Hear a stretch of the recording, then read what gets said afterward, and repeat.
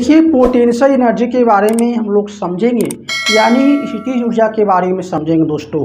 ठीक है, देखिए पोटेंशियल एनर्जी क्या होती है। किसी वस्तु में आकार, आकृति या पृथ्वी से ऊंचाई के कारण उसमें संचित ऊर्जा को पोटेंशियल एनर्जी बोलेंगे, यानी स्थितिज ऊर्जा बोलेंगे। देखिए इसमें स्थितिज आकार या पृथ्वी से ऊंचाई के कारण उत्पन्न ऊर्जा को या संचित ऊर्जा को क्या बोलेंगे, पोटेंशियल एनर्जी बोलेंगे। जैसे रबर को खींचना, रबर को खींचने से दोस्तों उसके आकार में परिवर्तन हो जाती है, तो उसमें संचित ऊर्जा को क्या बोलेंगे, स्थितिज ऊर्जा बोलेंगे। देखिए रबर एक इलास्टिक होती है। इलास्टिक किसे कहते हैं, रबर एक इलास्टिक होती है। इलास्टिक किसी वस्तु का एक ऐसा गुण होती है, यदि उसमें एक एक्सटर्नल फोर्स लगा देंगे तो वे अपने आकार में परिवर्तन होने में अपने आकार में परिवर्तन का करेगा विरोध। यदि उस वस्तु में एक्सटर्नल फोर्स को हटा दे तो वे पूर्व अवस्था में दोस्तों आ जाती है। कुछ आपको प्रैक्टिकल के माध्यम से मैं दिखाऊंगा। जैसे देखिए रबर क्या है, एक इलास्टिक है। यदि इस रबर में एक्सटर्नल फोर्स लगाते हैं, देखिए दोनों हाथ से एक बाहरी फोर्स लगा रहे हैं और इसमें लगा रहे फोर्स दोस्तों, तो रबर में क्या हो रहा है, अपने आकार में हो रहा है परिवर्तन। ठीक है, और जब हम फोर्स को हटा देंगे तो वे पूर्व अवस्था में आ जाएगा दोस्तों, इसी को इलास्टिक बोलते हैं। और इसके आकार में जब होता है परिवर्तन, तो इस परिवर्तन होने के कारण इसमें एक ऊर्जा संचित हो जाती है, उसे बोलेंगे स्थितिज ऊर्जा बोलेंगे दोस्तों। ठीक है, और कुछ एग्जांपल लेते हैं। जैसे चिड़िया जो है किसी वायर में बैठा हुआ है, उसमें भी दोस्तों पोटेंशियल एनर्जी होता है। ठीक है, उसमें भी पोटेंशियल एनर्जी होता है। यदि किसी वस्तु को धरती से ऊपर की ओर ले जाते हैं तो इसमें गुरुत्वीय बल के विरुद्ध कार्य करना पड़ता है। यही कार्य ऊर्जा के रूप में संचित हो जाते हैं, इसे कहते हैं स्थितिज ऊर्जा बोलेंगे। जैसे पृथ्वी से ऊंचाई दोस्तों मैंने यहाँ पर लिखा हूँ, इसके बारे में समझ लीजिए। यदि कोई वस्तु धरती पर है, एक क्या है, एक अर्थ है।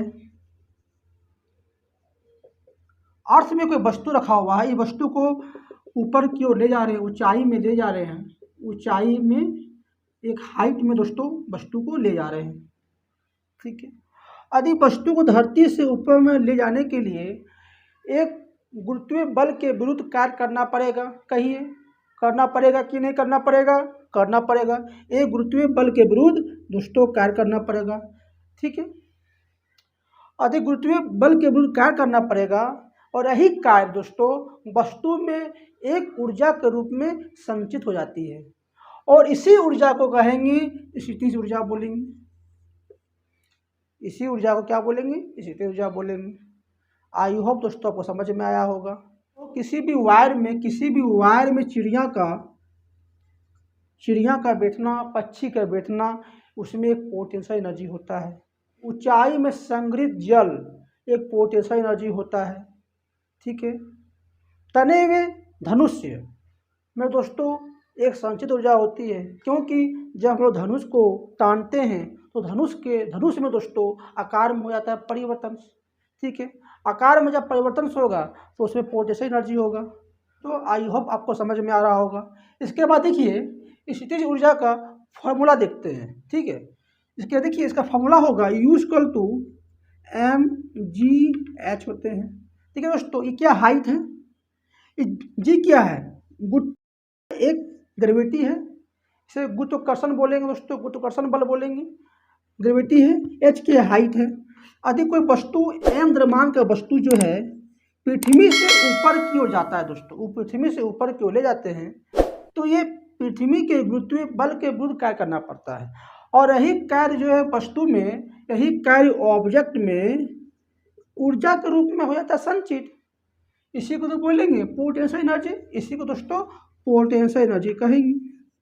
ठीक है, तो दोस्तों उसका फॉर्मूला क्या हो जाएगा, U=mgh होगा, U=mgh दोस्तों होगा। देखिए पोटेंशियल एनर्जी को हम लोग U से भी कर सकते हैं इंडिकेट। ठीक है, या PE से भी दोस्तों इसे इंडिकेट कर सकते हैं। U जो है पोटेंशियल एनर्जी यानी स्थितिज ऊर्जा समानुपाती होते हैं ऊंचाई का।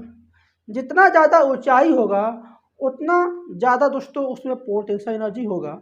ठीक है, ऊंचाई का होता है समानुपाती पोटेंशियल एनर्जी। ठीक है दोस्तों, ऊंचाई स्थितिज ऊर्जा जो होते हैं, स्थितिज ऊर्जा का दोस्तों एसआई मात्रक क्या होगा, unit of potential energy.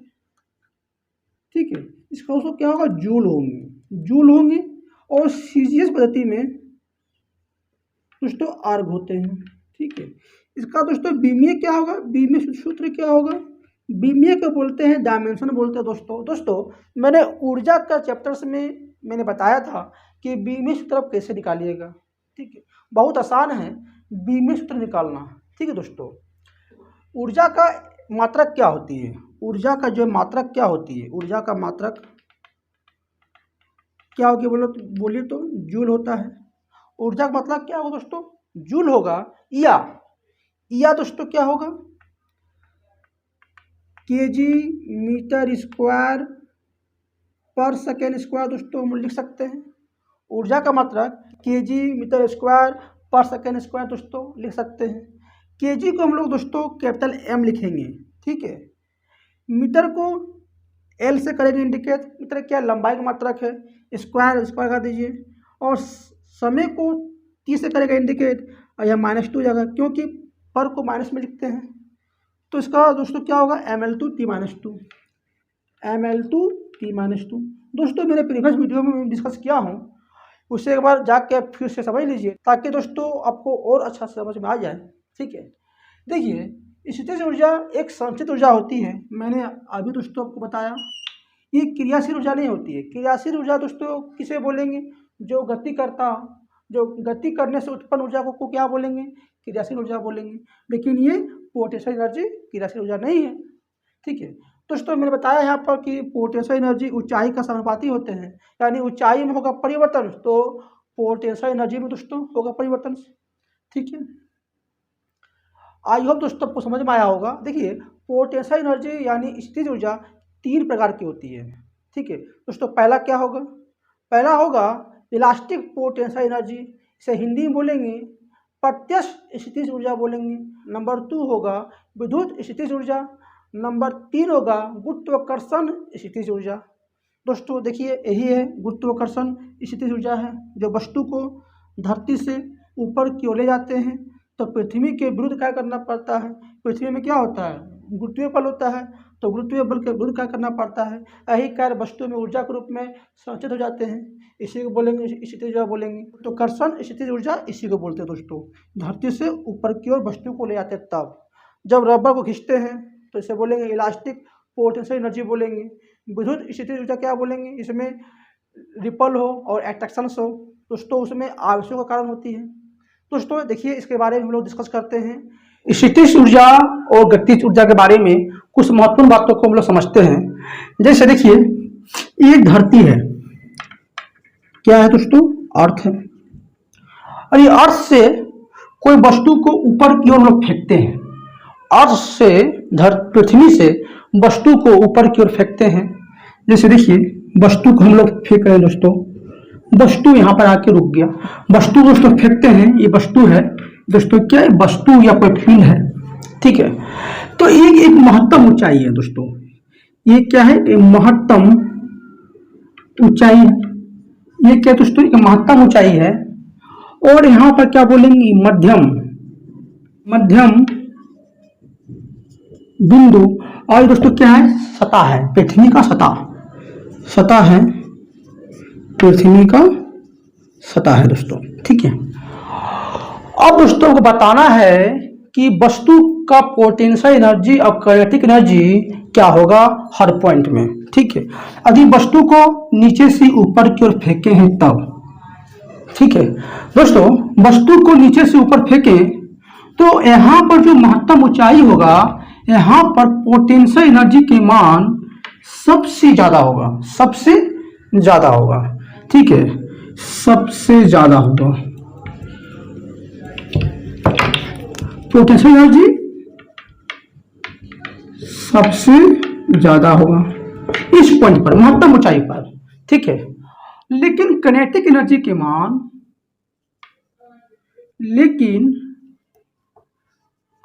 Kinetic energy के मान दोस्तों जीरो हो जाएगा। कनेटिक एनर्जी के मान क्या होगा? जीरो, महत्तम ऊंचाई पर। ठीक है, लेकिन मध्यम बिंदु पर पोटेंशियल एनर्जी और कनेटिक एनर्जी के मान दोनों दोस्तों बराबर होगा। ठीक है, और इस धरती पर पोटेंशियल एनर्जी के मान जीरो हो जाएगा, लेकिन कनेटिक एनर्जी के मान सबसे ज़्यादा होगा, सबसे ज़्यादा होगा। ठीक है, और यहाँ पर मध्यम बिंदु के जस्ट थोड़ा सा ऊपर में पोटेंशियल एनर्जी के मान ज़्यादा होगा कनेटिक एनर्जी से, और मध्यम बिंदु के जस्ट नीचे में पोटेंशियल एनर्जी के मान कम होगा कनेटिक एनर्जी से। ठीक है दोस्तों, यानी कनेटिक एनर्जी का मान ज़्यादा होगा। ठीक है, अब जब दोस्तों वस्तु को ऊपर से व्यक्ति खड़ा है, वस्तु को ऊपर से नीचे की ओर दोस्तों गिराते हैं, नीचे की ओर गिराते हैं। ठीक है, नीचे की ओर हम लोग गिराएंगे तो धरती में कनेटिक एनर्जी के मान सबसे ज़्यादा होगा, सबसे ज़्यादा होगा, और पोटेंशियल एनर्जी के मान दोस्तों जीरो होगा। सेम दोस्तों यही बात है। ठीक है, नीचे में धरती की सतह पर पोटेंशियल एनर्जी के मान जीरो होगा, कनेटिक एनर्जी का मान ज़्यादा होगा। मध्यम बिंदु पर पोटेंशियल एनर्जी बराबर होगा कनेटिक एनर्जी का, और जस्ट इसका नीचे कनेटिक एनर्जी का मान ज़्यादा होगा पोटेंशियल एनर्जी से। ठीक है दोस्तों, अब पोटेंशियल एनर्जी मध्यम बिंदु से जस्ट थोड़ा सा ऊपर में इस पॉइंट में पोटेंशियल एनर्जी का मान ज़्यादा होगा कनेटिक एनर्जी से, लेकिन महत्तम यहाँ पर दोस्तों ये इसको मान लीजिए महत्तम ऊंचाई। ठीक है, ये क्या है? महत्तम ऊंचाई है। महत्तम ऊंचाई पर पोटेंशियल एनर्जी के मान सबसे ज़्यादा होगा, सबसे ज़्यादा, लेकिन कनेटिक एनर्जी के मान दोस्तों जीरो हो जाएगा। ठीक है, आई होप दोस्तों आपको समझ में आया होगा। बहुत इंपॉर्टेंस है, धरती की सतह में पोटेंशियल एनर्जी के मान जीरो होता है, धरती की सतह में पोटेंशियल एनर्जी के मान जीरो होगा, लेकिन कनेटिक एनर्जी का मान दोस्तों ज़्यादा होगा। ये दोस्तों गुरुत्वीय बल के कारण होती है, ये गुरुत्वीय बल के कारण होती है दोस्तों। ठीक है दोस्तों, वस्तु को धरती से ऊपर की ओर ले जाते हैं तो वस्तु को गुरुत्वीय बल के विरुद्ध कार्य करना पड़ता है। यही कार्य वस्तु में एक ऊर्जा संचित हो जाती है। यही संचित ऊर्जा को क्या बोलेंगे? पोटेंशियल एनर्जी बोलेंगे। क्या बोलेंगे दोस्तों? पोटेंशियल एनर्जी, यानी स्थितिज ऊर्जा बोलेंगे। ठीक है, देखिए वस्तु को धरती से ऊपर ले गए तो गुरुत्वीय बल के विरुद्ध कार्य करना पड़ा, और इसी वस्तु में एक ऊर्जा संचित हो जाती है, इसे बोलेंगे पोटेंशियल एनर्जी, जो महत्तम ऊंचाई में सबसे ज़्यादा होता है। मध्यम बिंदु पर पोटेंशियल और कनेटिक एनर्जी दोनों बराबर होगा, और पृथ्वी की सतह में पोटेंशियल एनर्जी जीरो और कनेटिक एनर्जी का मान ज़्यादा होगा। और मध्यम बिंदु से जस्ट थोड़ा सा ऊपर में दोस्तों पोटेंशियल एनर्जी का मान ज़्यादा होगा कनेटिक एनर्जी से, और मध्य बिंदु के जस्ट नीचे में पोटेंशियल एनर्जी के मान कम होंगे कनेटिक एनर्जी से। आई होप दोस्तों आपको समझ में आया होगा। यदि दोस्तों हमारा वीडियो आपको समझ में आया होगा तो लाइक, सब्सक्राइब और शेयर जरूर कीजिएगा दोस्तों। थैंक्स, मिलते हैं हम लोग नेक्स्ट वीडियो में।